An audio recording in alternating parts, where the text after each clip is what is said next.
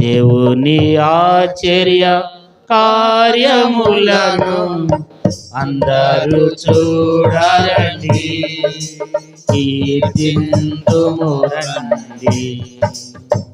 దేవుని ఆశ్చర్య కార్యములను అందరూ చూడాలండి, కీర్తింతుము రండి.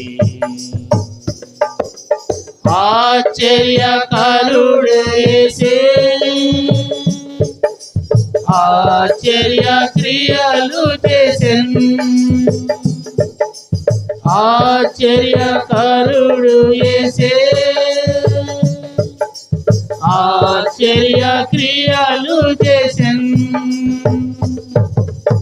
ఆయన కనపరచి స్తుతించుడి, హల్లెలూయా పాడుడి. ఆయన కనపరచి స్తుతించుడి, హల్లెలూయా పాడుడి. దేవుని ఆశ్చర్య కార్యములను అందరూ చూడాలండి, కీర్తింతుము రండి. దేవుని ఆశ్చర్య కార్యములను అందరూ చూడాలండి, కీర్తింతుము రండి. ఆశ్చర్య మాటలు పలికెను,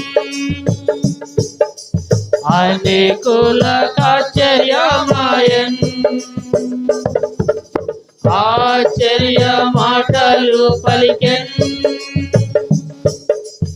అనేకులకు ఆశ్చర్యమాయెను. ఆయన కనపరచి స్తుతించుడి, హల్లెలూయా పాడుడి.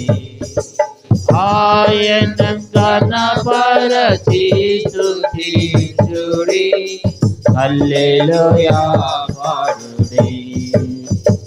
దేవుని ఆశ్చర్య కార్యములను అందరూ చూడాలండి, కీర్తింతుము రండి.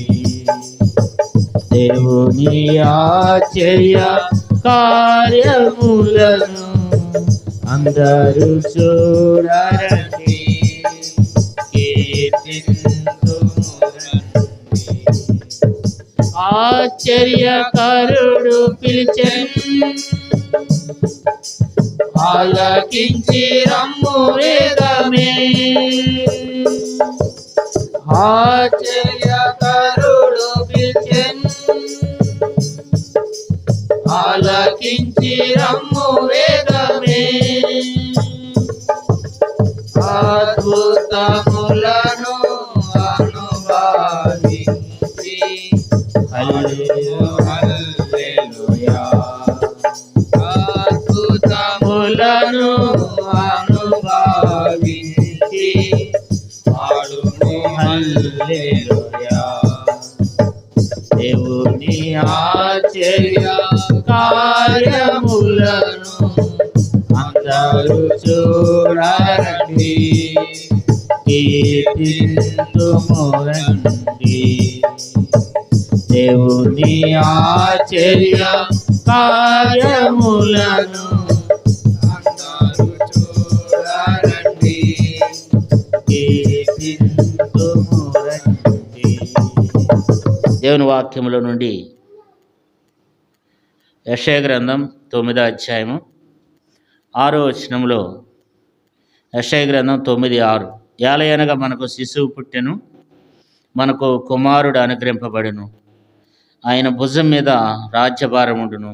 ఆశ్చర్యకరుడు, ఆలోచనకర్త, బలవంతుడైన దేవుడు, నిత్యుడగు తండ్రి, సమాధానకర్తయగు అధిపతి అని అతనికి పేరు పెట్టబడును. ఈ మాట ప్రవచనం, ప్రవైన యేసుక్రీస్తు ప్రభువారి గురించినటువంటి చెప్పినటువంటి ప్రవచన వాక్యం. ముందుగానే అనేక మంది ప్రవక్తలు మరి ప్రవచించినారు. కాబట్టి మరి ఆయన ముందుగానే పుడతాడని, ఆయన గురించి ఎంతోమంది ప్రవర్తలైనటువంటి వారు, యెషయా భక్తుడు, అలాగే మరి దావీదు, ఇంకా అనేక మంది ప్రవచించినారు. యేసుప్రభువారు ముందుగానే మెస్సీయ ఈ లోకానికి వస్తాడని, మరి కన్యక గర్భాన జన్మిస్తాడని ముందుగానే వాక్యంలో రాయబడిన రీతిగా ప్రభువైన యేసుక్రీస్తు ప్రభువారు ఈ లోకానికి వచ్చినాడు. కాబట్టి ఇవన్నీ మనం ధ్యానించం. కానీ ఈ రోజునైతే ప్రభువైన యేసుక్రీస్తు ప్రభువారి గురించి రాయబడిన మాట ఏంటంటే, ప్రవచనాత్మకంగా ఆశ్చర్యకరుడు. యేసు ప్రభువారు ఎవరంట అండి? ఆశ్చర్యకరుడు. దీని మీద కొద్ది మాటలు మనం చదువుకుని దేవుని ఆరాధన చేద్దాం. యేసు ప్రభువారు ఆశ్చర్యకరుడు.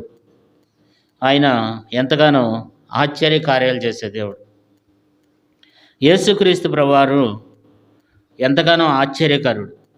యేసు తండ్రి అయిన దేవుడు చెప్పినట్లుగా లేదా ప్రవక్తలు ప్రవచించినట్లుగా ఆయన ఆశ్చర్యకరుడు. కాబట్టి దేవుడు ఎవరంటే ఆశ్చర్యకరుడు. ఎందుకంటే యేసుక్రీస్తు ప్రభువారు ఈ భూమి మీదకి రావటం ఒక గొప్ప ఆశ్చర్యం అన్నమాట. యేసుక్రీస్తు ప్రభువారు ఆయన గొప్ప దేవుడై ఉండి ఆ యొక్క గొప్ప పరలోక రాజ్యాన్ని విడిచిపెట్టి ఈ భూమి మీదకి రావటం అనేది గొప్ప ఆశ్చర్యకరం. అంతేకాదు, రెండవదిగా యేసు ప్రభువారు పుట్టిక ఒక ఆశ్చర్యకరం. ఎందుకంటే కన్యక గర్భాన జన్మించినటువంటి వాడు ప్రభువైన యేసుక్రీస్తు ప్రభువారు, పాపం లేనటువంటి వాడు కదా. మరి అంటది ఇది ఎలాగ జరుగును అని మాట్లాడుతుంది అనమాట. మరి గాబ్రియేలు దేవుని దూత వచ్చి చెప్పినప్పుడు, నువ్వు కన్యక, నువ్వు గర్భవతి కాబోతున్నావు అని చెప్పినప్పుడు ఇది ఎలాగ జరుగును అని అంటది. అంటే అలాంటి గొప్ప ఆశ్చర్యకార్యం కన్యక గర్భంలో జన్మించటం ఒక ఆశ్చర్యం. అంతేకాదు, ఈ యెషయా గ్రంథం 9వ అధ్యాయము 6వ వచనంలో రాయబడినట్లు, ఇంకా అనేక మంది ప్రవచించినట్లుగా ఆయన ప్రవచన ప్రకారంగా భూమి మీదకి రావటం ఒక గొప్ప ఆశ్చర్యమైనటువంటి సంగతి అన్నమాట. యేసు ప్రభువారు ప్రవచనానుసారంగా ఈ భూమి మీదకి వచ్చినాడు. అంతేకాదు, నాలుగోదిగా ఆయన కార్యములు ఆశ్చర్యమైనటువంటి కార్యములు. ఆయన కార్యములు చేస్తూ వచ్చినప్పుడు అనేక మంది ఆశ్చర్యపోతూ వచ్చినారు. ఆయన మాటలు ఆశ్చర్యం, ఆయన బోధకు అనేక మంది ఆశ్చర్యపోతూ వచ్చినారు. మరి ఆయన ఆరోదిగా చూసినట్లు ఆయన మరణం కూడా ఒక ఆశ్చర్యం. ఆయన మరణం కూడా ఒక ఆశ్చర్యం. తిరిగి లేవటం ఒక ఆశ్చర్యం అన్నమాట. ప్రభువైన యేసుక్రీస్తు ప్రభువారు ఈ భూమి మీదకి రావటం ఒక ఆశ్చర్యం. తల్లి గర్భాన కన్యక గర్భాన జన్మించడం ఒక ఆశ్చర్యం. ప్రవచనాత్మీయంగా ప్రవచించిన ప్రకారంగా రావటం ఒక ఆశ్చర్యం. ఆయన కార్యములు ఆశ్చర్యము, ఆయన బోధ ఆశ్చర్యము, ఆయన మరణం కూడా ఆశ్చర్యమే. కాబట్టి ఆయన లేచుట కూడా ఆశ్చర్యమే. కాబట్టి అందుకని ఇక్కడ ఏం రాయబడిందంటే ఆశ్చర్యకరుడు. ప్రభువైన యేసుక్రీస్తు ప్రభువారు ఎవరంట? ఆశ్చర్యకరుడు. కనుక ఆశ్చర్యకరుడు ఏం చేస్తాడు? ఆశ్చర్యమైనటువంటి కార్యాలు చేస్తాడనమాట. అనేక మంది యేసుక్రీస్తు ప్రభువారిని గురించి మరి ఆశ్చర్యపోతూ వస్తారు. లేఖనంలో చూసినట్లయితే చూడండి, లూకా సువార్త 2వ అధ్యాయము 48వ వచనంలో, లూకా సువార్త 2వ అధ్యాయము 48వ వచనం చదువుకుందాం. ఆయన తల్లిదండ్రులు ఆయనను చూచి మిక్కిలి ఆశ్చర్యపడిరి. ఆయన తల్లి, కుమారుడా, మమ్మల్ని ఎందుకు ఇలాగ చేసితివి? ఇదిగో నీ తండ్రియు నేనును దుఃఖపడుచు నిన్ను వెతుకుతున్నామని ఆయనతో చెప్పగా. ఇక్కడ చాలా మనం ఇక్కడ చూసినట్లయితే యేసుక్రీస్తు ప్రభువారిని చిన్నప్పుడు ఆయన చిన్నతనంలో ఉండగా దేవాలయానికి తీసుకొచ్చినప్పుడు, దేవుని యొక్క మందిరానికి తీసుకుని వచ్చినప్పుడు అందరూ ఆ పండగకు వచ్చినారు. అయిపోగానే వెళ్ళిపోతూ వచ్చినారు. అయితే యేసుక్రీస్తు ప్రభువారు మాత్రం వెళ్ళిపోలేదంట. వెళ్ళిపోకుండా అక్కడ ఉన్నటువంటి బోధకుల మధ్యలో, అక్కడ ఉన్నటువంటి వారి మధ్యలో నిలిచిపోయినాడు.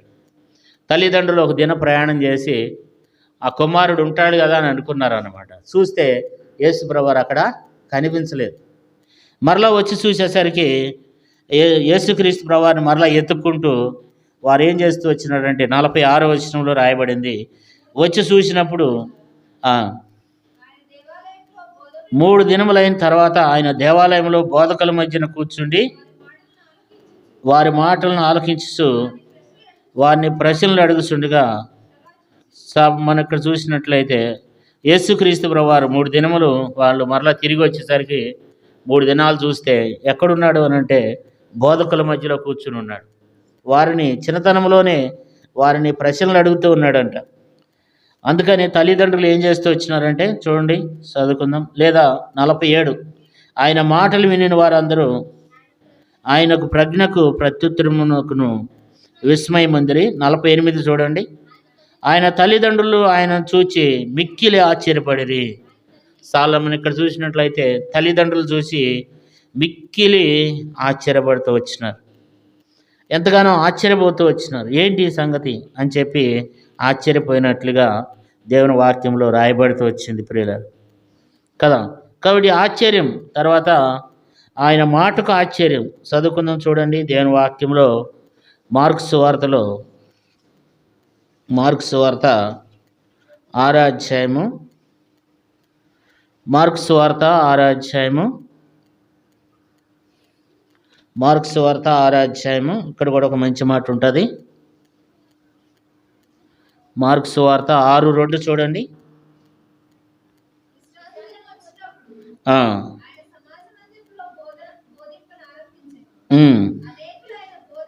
అనేకులు ఆయన బోధ విని ఆశ్చర్యపడి ఈ సంగతులు ఇతనికి ఎక్కడి నుండి వచ్చెను, ఇతనికి ఇవ్వబడిన ఆజ్ఞ ఎట్టిది, ఇతని చేతుల వలన ఇట్టి అద్భుతములు చేస్తున్నవి ఇదేమి. మనం చూసినట్లయితే శిష్యులు అనేక మంది ఆ రోజుల్లో జనసమూహం సమాజ మందిరంలో కూడి ఉన్నప్పుడు మార్కు సువార్త 6వ అధ్యాయం 2వ వచనంలో విశ్రాంతి దినము వచ్చినప్పుడు ఆయన సమాజ మందిరంలో బోధింపనారంభించెను. అనేకులు ఆయన బోధ విని ఆశ్చర్యపడి ఈ సంగతులు ఇతనికి ఎక్కడి నుండి వచ్చెను, ఇతనికి ఇవ్వబడినటువంటి జ్ఞానం ఎట్టిది, ఇతని చేతుల వలన ఇట్టి అద్భుతములు చేయబడుతున్నవి ఇదేమి అని చెప్పి ఆశ్చర్యపోతూ వచ్చినారు. అంటే యేసుక్రీస్తు ప్రభువారి యొక్క బోధకు అనేక మంది ఆశ్చర్యపోతూ వచ్చినారు. ఆయన మాటకు అనేక మంది ఆశ్చర్యపోతూ వచ్చినారు. ఎందుకనంటే ఆయన ఆశ్చర్యకారుడు కనుక ఆయన మాటకు అనేక మంది ఆశ్చర్యపోతూ వచ్చినారు. చూడండి, మరొక భాగాన్ని కూడా చదువుకుందాం.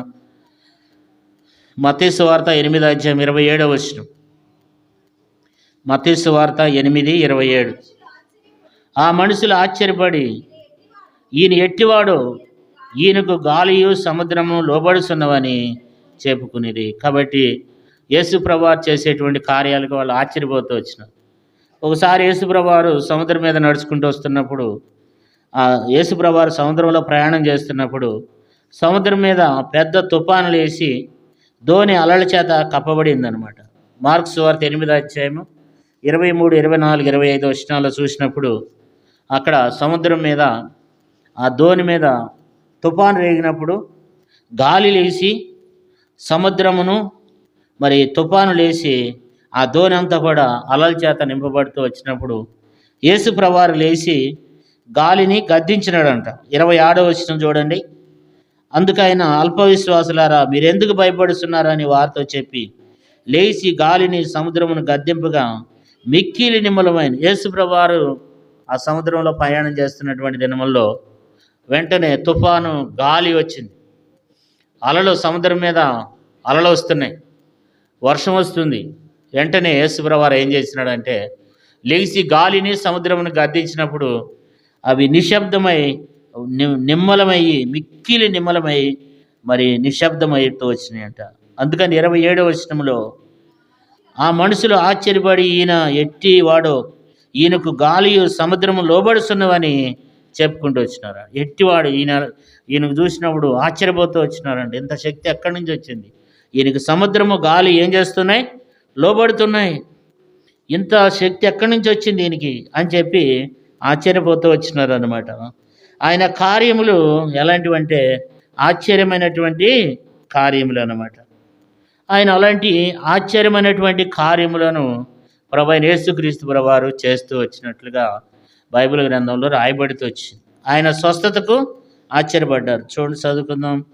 మత్తయి సువార్త 15వ అధ్యాయం దేవుని వాక్యంలో నుండి చూసినట్లయితే మత్తయి సువార్త 15వ అధ్యాయము 31వ వచనం చూడండి. 31వ వచనం, మోగవారు మాట్లాడుటయు, అంగహీనులు బాగుపడటయు, కుంటివారు నడుచుటయు, గ్రుడ్డివారు చూచుటయును, జన సమూహమును చూచి ఆశ్చర్యపడి ఇశ్రాయేల్ దేవుణ్ణి మహిమపరచరు. ఆయన స్వస్థతను బట్టి అనేక మంది ఆశ్చర్యపోతూ వచ్చినారు. అనేక మందిని ఆయన బాగు చేస్తూ వచ్చినాడు. 30వ వచనం చూసినట్లయితే, బహు జన సమూహములు ఆయన యొద్దకు కుంటివారు, గుడ్డివారు, మూగవారు, అంగహీనులు మొదలైన అనేకులను తీసుకుని వచ్చి ఆయన పాదముల యొద్ద పడవేసిరి. ఆయన వారిని స్వస్థపరచును. మోగవారు మాట్లాడటయు, అంగహీనులు బాగుపడటయు, కుంటివారు నడుచుటయు, గ్రుడ్డివారు చూచుటయు, జనసమూహం చూచి ఆశ్చర్యపడి ఇశ్రాయేల్ దేవుణ్ణి మహింపరిచినారు. యేసుప్రభువు వారు స్వస్థతను బట్టి మహింపరిచినారు కదా. తల్లిదండ్రులు ఆయన చిన్నతనంలోనే బోధకుల మధ్యలో ఉన్నప్పుడు చూసి ఆశ్చర్యపడుతూ వచ్చినారు. తర్వాత మార్క్స్ వార్త 6:2 ఆయన బోధకు ఆశ్చర్యపడుతూ వచ్చినారు. మత్తయి సువార్త 8వ అధ్యాయం 27వ వచనంలో గాలిని సముద్రమును గద్దించినప్పుడు ఆశ్చర్యపోతూ వచ్చినారు. ఆయన స్వస్థపరిచినప్పుడు ఆశ్చర్యపోతూ వచ్చినారు. మరి అనేక రీతిలుగా యేసుప్రభువు వారు చేసినటువంటి కార్యములకు వారు ఆశ్చర్యపోతూ వచ్చినారు అన్నమాట.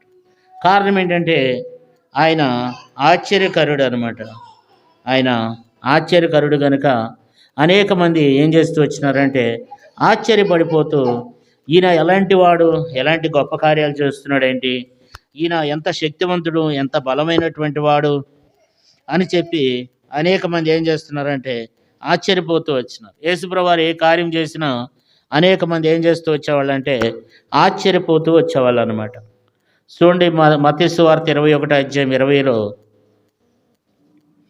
మత్తయి సువార్త 21వ అధ్యాయము 20వ వచనం, శిష్యులది చూచి ఆశ్చర్యపడి అంజూరపు చెట్టు ఎంత త్వరగా ఎండిపోయినని చెప్పుకునిరి. కొంచెం పిల్లల్ని పట్టుకోండి అమ్మ, కొంచెం పిల్లతల్లు వెనకాల కూర్చోవాలి. వెనకాల కూర్చున్నట్లయితే ఆయన ఆశ్చర్యకరుడు. ఎందుకంటే ఒక అంజూరపు చెట్టుని యేసుప్రభువు వారు చెప్పించినప్పుడు అది ఏళ్ళు మొదలుకొని నన్నెత్తి వరకు కూడా అంజూరపు చెట్టు ఎండిపోయింది. అప్పుడు ఏం చేస్తూ వచ్చినారంటే అనేక మంది ఆశ్చర్యపోతూ వచ్చినారు, ఈ చెట్టు ఇంత తొందరగా ఎట్లా ఎండిపోయింది అని. అంటే ఆయన చేసే కార్యాలకు అనేక మంది ఆశ్చర్యపోయినారు అన్నమాట. అనేక మంది ఆయన చేసే కార్యాలకు అనేక మంది ఆశ్చర్యపోతారు. ఇంత త్వరగా ఈయన ఎట్లా చేస్తున్నాడు. మార్క్స్ వార్త 5వ అధ్యాయము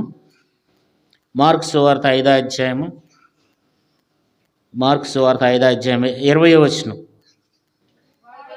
వాడు వెళ్ళి యేసు తనకు చేసినవన్నీ దెకాపొలిలో ప్రకటింపన ఆరంభింపగా అందరూ ఆశ్చర్యపడేది. అంటే ఆ యొక్క సేనాదేయం పట్టినటువంటి వాడిని యేసుప్రభువు వారు స్వస్థపరిచినప్పుడు అనేక మంది ఆశ్చర్యపోతూ వచ్చినారు.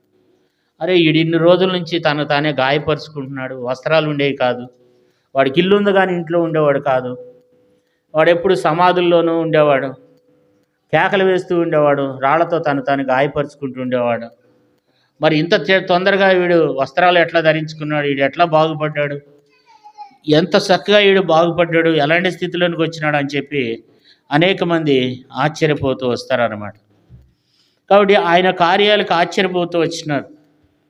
ఆయన కార్యాలకు ఆశ్చర్యపోతారు. ఎట్లా వచ్చింది ఈయనకి ఇంత శక్తి అని చెప్పి ఆయన ఏ కార్యం చేసినా అనేక మంది ఆశ్చర్యపోయే రీతిగా యేసుప్రభువు వారు చేస్తూ వచ్చినారు. నీటిని ద్రాక్షారసంగా మార్చినాడు, ఆ విషయంలో ఆశ్చర్యపోయినారు. తర్వాత 5 రొట్టెలు 2 చేపలను 5,000 మందికి పంచిపెట్టినప్పుడు అప్పుడు ఆశ్చర్యపోయినారు. యేసుప్రభువు వారు ఏ కార్యం చేసినా అనేక మంది ఆశ్చర్యపోతారు. సమాధుల నుండి తిరిగి లేచినప్పుడు లూకాసు వార్త చూడండి, లూకాసు వార్త 24వ అధ్యాయము 12వ వచనం, లూకా 24:12, అయితే పేతురు లేచి సమాధి వద్దకు పరిగెత్తుకుని పోయి వంగి చూడగా నారబత్రం మాత్రము విడిగా కనబడెను. అతను జరిగిన దానిని గూర్చి ఆశ్చర్యపడుచు ఇంటికి వెళ్ళాను. యేసుప్రభువు వారు తిరిగి లేచినప్పుడు కూడా అనేక మంది ఆశ్చర్యపోతూ వచ్చినారనమాట. అనేక మంది ఆశ్చర్యపోతూ వచ్చినారు. అంటే ఇట్లా మనం చదువుకుంటూ పోతే ప్రియులరా, అనేక విషయాల్లో యేసుప్రభువు వారు చేసిన కార్యాలకు అనేక మంది ఆశ్చర్యపోతూ వచ్చినారు అన్నమాట. ఆయన కార్యాలు ఆశ్చర్యము. ఆయన గొప్ప కార్యాలు చేస్తూ వచ్చినాడు కదా. ఇంకా ఏమైనా చూడు, ఒక మాట చదువుకుందాం. యోహాను సువార్త 7వ అధ్యాయము. యోహాను సువార్త 7వ అధ్యాయము. యోహాను సువార్త 7వ అధ్యాయము 14-15 వచనాలు చదువుకుందాం. సగం పండగ అయినప్పుడు యేసు దేవాలయంలోనికి వెళ్ళి బోధించుండెను. యూదులు అందుకు ఆశ్చర్యపడి చదువుకొనని ఇతనికి ఈ పాండిత్యం ఎట్లు వచ్చినని చెప్పుకొనిరి. అందుకు యేసు, నేను చేయి బోధ నాది కాదు, నన్ను పంపినా. కాబట్టి ఇక్కడ మనం చూసినట్లయితే ఇది ఎక్కడి నుంచి వచ్చింది? ఈయనకి చదువు లేదు కదా, ఈయన వడ్లవాని కుమారుడు కదా, వీళ్ళ తల్లిదండ్రులు మనకు తెలుసు కదా, మరి యోసేపు యొక్క కుమారుడు కదా, మరియా కుమారుడు కదా, వడ్లవాని కుమారుడు కదా, ఈయనకి చదువు లేదు కదా, ఈయనకి ఇక్కడ ఎక్కడి నుంచి వచ్చింది ఇంత సామర్థ్యం? ఈయన ఎట్లా అనేక మందిని బాగు చేస్తున్నాడు, అనేక మందిని ఎట్లా స్వస్థపడుతున్నాడని చెప్పి అనేక మంది ఆశ్చర్యపోతూ ఉంటారు అన్నమాట. కాబట్టి మన యొక్క జీవితంలో కూడా దేవుడు చేసిన ఆశ్చర్య కార్యాలను బట్టి దేవుని స్తుతించాలి. దేవుడు మన ఎడలు చేసిన కార్యములను బట్టి కూడా దేవుడు మన ఎడలు కూడా ఆశ్చర్య కార్యాలు, అద్భుత కార్యాలు దేవుడు చేసినాడు. ఉదాహరణకి 40వ కీర్తన గ్రంథం 40వ కీర్తన 5వ వచనం. కీర్తనలు 40వ కీర్తన 5వ వచనం. యెహోవా నా దేవా, నీవు మా ఎడల జరిగించిన ఆశ్చర్య క్రియలను, మా ఎడల నీకున్న తలంపులను బహు విస్తారములు, వాటిని వివరించి చెప్పేదని నేను అనుకుంటున్నా. అవి లెక్కకు మించి ఉన్నవి, నీకు సాటైన వాడు ఒక్కడును లేడు. ఇక్కడ మనం చూస్తే 40వ కీర్తన 5వ వచనంలో, యెహోవా నా దేవా, నీవు మా ఎడల జరిగించిన ఆశ్చర్య క్రియలను, మా ఎడల నీకున్న తలంపులను బహు విస్తారములు, వాటిని వివరించి చెప్పేదని నేను అనుకుంటున్నా. అవి లెక్కకు మించి ఉన్నవి అంటున్నాడు కదా.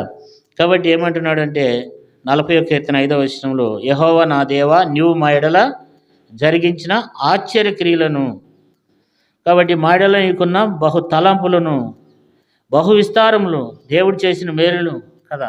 అందుకనే మన చదవవసరం లేదు కానీ 139వ కీర్తనలో 17-18 వచనాల్లో దావీదు అంటాడు, నువ్వు నన్ను కలగచేసిన విధం చూడగా భయమును ఆశ్చర్యమును కలుగుతున్నది అంటాడు. మనిషిని యొక్క కలగజేసినప్పుడు కూడా నువ్వు నన్ను కలగజేసిన విధం చూడగా 139:17-18 వచనాల్లో ఈ మాట రాయబడుతూ వచ్చింది. ఆ భయమును ఆశ్చర్యమును కలుగుతున్నది. దేవుడు ఒక మనిషిని కలగజేసినప్పుడు, ఒక మనిషిని తల్లి గర్భంలో అవయవాలు నిర్మిస్తున్నప్పుడు, దేవుడు ఒక్కొక్క అవయవం ఏర్పడుతున్నప్పుడు, ఆ రోజుల్లో స్కానింగ్ లేదు కానండి, దావీదు మనిషి యొక్క జీవితంలో అవయవాలు ఒక్కొక్కటి ఏర్పడుతున్నప్పుడు దావీదుకు దేవుడు బయలుపరుస్తూ వచ్చినప్పుడు తను సృష్టించిన విధానాన్ని బట్టి చూసి ఆశ్చర్యపోతూ వచ్చినాడు కదా. కాబట్టి దేవుడు ఆశ్చర్యకరుడు కనుక ఆశ్చర్యకార్యాలు చేస్తూ వస్తాడు. మన యొక్క జీవితంలో కూడా 40వ కీర్తన 5వ వచనంలో, యెహోవా నా దేవా, నీవు మా ఎడల జరిగించిన ఆశ్చర్య క్రియలను, మా ఎడల నీకున్న తలంపులు బహు విస్తారములు, కాబట్టి వాటిని వివరించి చెప్పేదని నేను అనుకుంటున్నా. అవి లెక్కకు మించి ఉన్నావు. దేవుడు లెక్కకు మించినటువంటి అద్భుత కార్యాలు, ఆశ్చర్య కార్యాలు దేవుడు మన యందు చేసేవాడుగా దేవుని వాక్యంలో రాయబడితే వచ్చింది. కాబట్టి దేవుడు మన ఎడల అలాంటి ఆశ్చర్య కార్యాలు దేవుడు చేసేవాడుగా ఉన్నాడు. 66వ కీర్తన 7వ వచనం. 66వ కీర్తన 7వ వచనం. దేవుని ఆశ్చర్య కార్యములను చూడరండి. 66వ కీర్తన 5వ వచనం. 66:5. దేవుని ఆశ్చర్య కార్యములను చూడరండి, నరుల ఎడల ఆయన జరిగించు కార్యములను చూడగా ఆయన భీకరుడై ఉన్నాడు. కాబట్టి ఇక్కడ కూడా రాయబడిన మాట ఏంటంటే, దేవుని యొక్క గొప్పతనాన్ని, దేవుడు చేసినటువంటి దేవుని ఆశ్చర్య కార్యములను చూడరండి, నరుడు ఆయన జరిగించు ఆశ్చర్య కార్యములను చూడగా ఆయన ఎంతో భీకరుడై ఉన్నాడని చెప్తూ మాట్లాడుతూ వచ్చినాడు. ఆ రీతిగా దేవుని ఎంత వాళ్ళు ఘనపరుస్తూ వచ్చినారు కదా. కాబట్టి దేవుడు ఆశ్చర్యకరుడు. 71వ కీర్తన 17 వచనం. 71వ కీర్తన 17. దేవా, బాల్యము నుండి నువ్వు నాకు బోధించుచూ వచ్చితివి, ఇంతవరకు నీ ఆశ్చర్య కార్యములు నేను తెలుపుతూనే వచ్చి తిని. చాలు, మన ఇక్కడ చూసినట్లు బాల్యం నుండి నువ్వు నాకు బోధిస్తూ వచ్చింది, ఇంతవరకు నీ ఆశ్చర్య కార్యములు నేను తెలుపుతూనే వచ్చి తిని. దేవుని ఆశ్చర్య కార్యాలు ఇతరులకు తెలుపుతూ వచ్చినట్లుగా కీర్తనకారుడు చెప్తా ఉన్నాడు. 72వ కీర్తన 18వ వచనాన్ని కూడా చదువుకుందాం. దేవుడైన యెహోవా ఇశ్రాయేలు యొక్క దేవుడు స్తుతింపబడును గాక. ఆయన మాత్రమే ఆశ్చర్య కార్యములు చేయవాడు. కాబట్టి ఆయన మాత్రమే ఆశ్చర్య కార్యాలు చేసేటువంటి గొప్ప దేవుడు కదా. 75వ కీర్తన 1వ వచనం. దేవా, మేము మీకు కృతజ్ఞతాస్తుతులు చెల్లించున్నాము, నువ్వు సమీపంగా ఉన్నావని కృతజ్ఞతాస్తుతులు చెల్లించున్నాము. నరులు నీ ఆశ్చర్య కార్యములను ఎవరింతురు. కాబట్టి దేవుని యొక్క ఆశ్చర్య కార్యాలను మనుషులు వివరిస్తారని కీర్తనకారుడు చెప్తూ ఉన్నాడు. కాబట్టి దేవుడు ఎంతగానో ఆశ్చర్య కార్యాలు చేసేటువంటి దేవుడు, అద్భుతాలు చేసేటువంటి దేవుడు. 77వ కీర్తన 14వ వచనం. ఆశ్చర్యక్రియలు జరిగించు దేవుడువు నీవే, జనముల్లో నీ శక్తిని నువ్వు ప్రత్యక్షపరుచుకుని ఉన్నావు. కాబట్టి దేవుడు ఆశ్చర్యక్రియలు జరిగించు దేవుడవు నీవే అంటున్నాడు. 11వ వచనం. యెహోవా చేసిన కార్యములను, పూర్వం జరిగిన నీ ఆశ్చర్య కార్యములను నేను మనసునకు తెచ్చుకుందును. ఇక్కడ మనం చూస్తే దేవుని యొక్క కార్యాల గురించి కీర్తనకారుడు పదే పదే వివరిస్తూ ఉన్నాడు అనమాట.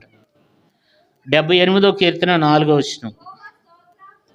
78వ కీర్తన 4వ వచనాన్ని కూడా చదువుకుందాం. యెహోవా స్తోత్ర క్రియలు, ఆయన బలమును, ఆయన చేసిన ఆశ్చర్య కార్యములను దాసుకుండా వాటిని వారి పిల్లలకు చెప్పేదను. ఇక్కడ మనం చూస్తే మరి ఆయన బలమును, ఆయన చేసిన ఆశ్చర్య కార్యములను దాచకుండా వాటిని వారి పిల్లలకు ఏం చేస్తాడంట, తెలియచేస్తాడంట అండి. కాబట్టి దావీదు అనేక సార్లు దేవుణ్ణి ఎంతగానో స్తుతిస్తూ దేవుణ్ణి గణపరిచి వస్తున్నట్లుగా దేవుని వాక్యంలో రాయబడుతూ వచ్చింది. 86వ కీర్తన 8వ వచనం చూడండి. 86వ కీర్తన 8వ వచనం. ప్రభువా, నువ్వు మహస్యం గలవాడు, ఆశ్చర్య క్రియలు చేయవాడవు, నీవే అద్వితీయ దేవుడు. కాబట్టి దేవుడు మహస్యం కలిగినటువంటి వాడు, ఆశ్చర్య క్రియలు చేసేటువంటి గొప్ప దేవుడు. కాబట్టి ఆయన గణపరచాలి. 107వ కీర్తనలోకి వెళ్ళి చూద్దాం. చూడండి, 107వ కీర్తనలో 107వ కీర్తన 8వ వచనం. ఆయన కృపను బట్టి నరులకు ఆయన చెయ్యి ఆశ్చర్య కార్యములను బట్టి వారు యెహోవాకు కృతజ్ఞతాస్తుతులు చెల్లించుదురుగాక. ఇప్పుడు మనం కూడా ఏం చేయాలంటే, దేవుడు మనకు చేసిన మేలుడు ఉపకారాలన్నింటిని బట్టి, ఆయన మన ఎడలు చేసినటువంటి ఆశ్చర్య కార్యాలను బట్టి మనం దేవుణ్ణి స్తుతించాలి. పాత నిబంధనలు చూస్తే ఆ రీతిగా వాళ్ళు ఆశ్చర్యపోతూ దేవుని గణపరిచినట్లుగా దేవుని వాక్యంలో మనం చూస్తూ ఉన్నాం. ఆయన ఆశ్చర్య క్రియలను బట్టి కదా, ఆయన కృపను బట్టి నరులకు ఆయన చేయ ఆశ్చర్య క్రియలను బట్టి వారు యెహోవాకు కృతజ్ఞతాస్తుతులు చెల్లించుదురుగాక అన్నాడు. కాబట్టి దేవుడు తన కృపను బట్టి నరులకు మనకు దేవుడు చేసినటువంటి మరి ఆశ్చర్య క్రియలను బట్టి, ఆశ్చర్య కార్యాలను బట్టి మనం దేవునికి కృతజ్ఞతాస్తుతులు చెల్లించే బిడ్డలమై ఉండాలని దావీదు మాట్లాడుతూ వచ్చినాడు. 15వ కీర్తన 15వ వచనం చూడండి.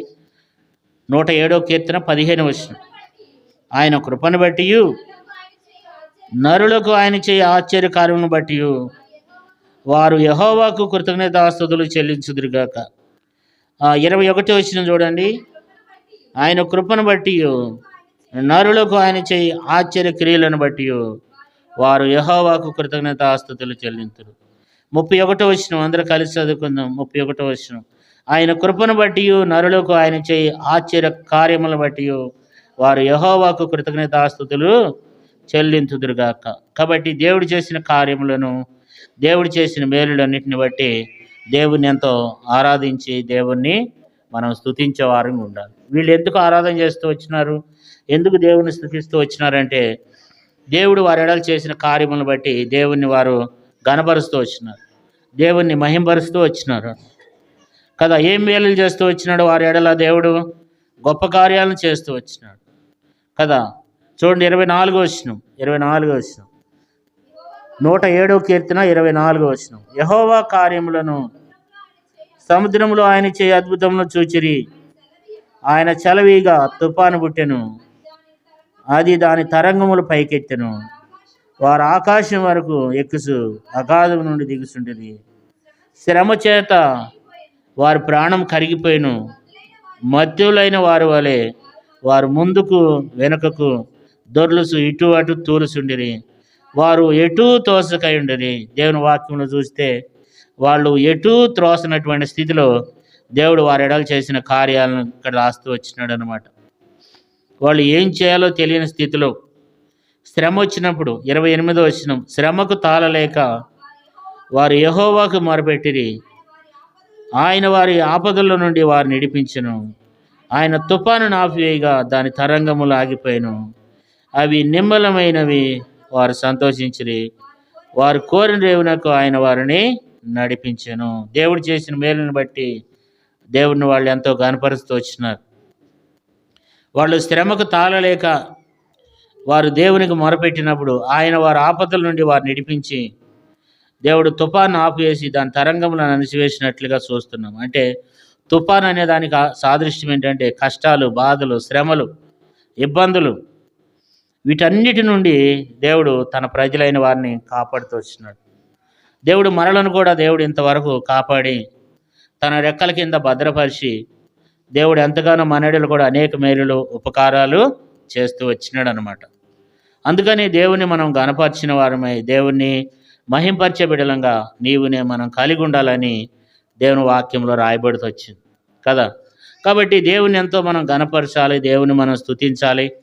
9వ అధ్యాయం యెషయా గ్రంథం 9వ అధ్యాయం యెషయా గ్రంథం 9వ అధ్యాయం 6వ వచనం. ఏలయనగా మనకు శిశువు పుట్టెను, మనకు కుమారుడు అనుగ్రహింపబడెను, ఆయన భుజాల మీద రాజ్యభారముండును. ఆశ్చర్యకరుడు, ఆలోచనకర్త, బలవంతుడగు దేవుడు, నిత్యుడగు తండ్రి, సమాధానకర్తయగు అధిపతి అని అతనికి పేరు పెట్టబడెను. కాబట్టి దేవుడు మనకు శిశువు అనుగ్రహించబడింది. దేవుని ఆశ్చర్యకార్యాలు చూడండి. తన కుమారుని మనకి ఇవ్వడానికి ఏమాత్రం కూడా వెనక తీయలేదంట. తన కుమారుని మనకి ఇచ్చి వేయడానికి ఏమాత్రం కూడా తండ్రి అయిన దేవుడు వెనక తీయలేదు. మనకు కుమారుడు అనుగ్రహించబడుతూ వచ్చినాడు. ఆయనే ప్రభు అయిన యేసుక్రీస్తు ప్రభువారు. ఆయన భుజం మీద రాజ్యభారం ఉండును. మన భారాన్ని ప్రభు అయిన యేసుక్రీస్తు ప్రభువారు భరించేవాడుగా ఉన్నాడు అనమాట. అందుకే బైబిల్లో రాయబడింది, నీ చింత యావత్తు నా మీద వేయండి, దేని గురించి చింతపడక కానీ నీ చింత యావత్తు నా మీద వేయమంటున్నాడు ప్రభు అయిన యేసుక్రీస్తు ప్రభువారు. ఎందుకనంటే ఆయన మన భారాన్ని భరించేవాడు. ఆయన భుజం మీద ఏముంటుందంట? రాజ్యభారం ఉంది. మన భారాన్ని భరించేటువంటి వాడు. ఇటువరకు నా చిన్నతనంలో నాకు అట్లాస్ సైకిల్ ఉండేది. అట్లాస్ అనేటువంటి ఒక సైకిల్ ఉండేది. దాని మీద ఒక వ్యక్తి, బలమైనటువంటి వ్యక్తి, భూగోళాన్ని భుజం మీద పెట్టుకుని మోస్తూ ఉండేవాడు. మీలో చాలామందికి తెలిసి ఉంటుంది. ఆ సైకిల్ మీద ఒక సింబల్ ఉండేది. ఒక బలమైనటువంటి వ్యక్తి భుజం మీద ఈ భూమి అంతా మోస్తూ ఉన్నట్లుగా సింబల్ ఉండేదన్నమాట. అంటే ఆ సైకిల్ ఆ బరువు మోస్తుందని. అట్లాగే దేవుడు మనలను ఆయన భుజం మీద ఏముందంట? రాజ్యభారం ఉంది. మన భారాన్ని భరించేవాడు ప్రభు యేసుక్రీస్తు ప్రభువారు. ఆయన ఆశ్చర్యకరుడు, మనకు మంచి ఆలోచన చెప్పేటువంటి దేవుడు, బలవంతుడైన దేవుడు, బలమైనటువంటి దేవుడు, మనడల బలమైనటువంటి కార్యాలు చేసే దేవుడు. ఆయన నిత్యముండేటువంటి దేవుడు, నిత్యుడగు తండ్రి. ఆయన సమాధానకర్తయగు అధిపతి. ఈ లోకంలో సమాధానం లేని స్థితిలో దేవుడు సమాధానాన్ని అనుగ్రహించినటువంటి దేవుడు. కాబట్టి ఆ దేవుణ్ణి మనం ఆరాధిద్దాం. మరి ప్రత్యేకంగా దేవుడు ఆశ్చర్యకరుడు. ఈ ఉదయకాల సమయంలో మరి యేసుక్రీస్తు ప్రభువారు ఎంతగానో ఆశ్చర్యకరుడు. ఆయన భూమి మీదకి రావటం ఒక ఆశ్చర్యం, ఆయన పుట్టుక ఒక ఆశ్చర్యం, ఆయన ప్రవచన రీతిగా పుట్టడం ఒక ఆశ్చర్యం, ఆయన కార్యాల ఆశ్చర్యము, ఆయన బోధ ఆశ్చర్యము, ఆయన మరణం ఆశ్చర్యం, ఆయన లేచుట ఆశ్చర్యం, ఆయన చేసిన కార్యాలు ఆశ్చర్యం. అలాంటి గొప్ప దేవుడు, అలాంటి ఆశ్చర్య కార్యాలను దేవుడు నీ పక్షంగా, నా పక్షంగా, మన పక్షంగా దేవుడు ఆ ఆశ్చర్య కార్యాలు చేసినాడు కనుక దేవుని మనం ఆరాధించి దేవుణ్ణి స్తుతిద్దాం. దేవా, నా ఎడల కూడా మీరు ఒక అద్భుతాన్ని ఆశ్చర్య కార్యం చేస్తూ వచ్చినావు, నా పక్షంగా కూడా ఒక ఆశ్చర్య కార్యం చేసినావు, నా జీవితంలో ఎవరు చేయలేనటువంటి కార్యాన్ని నువ్వు చేసావని చెప్పి దేవుని మనము ఆరాధించి దేవుణ్ణి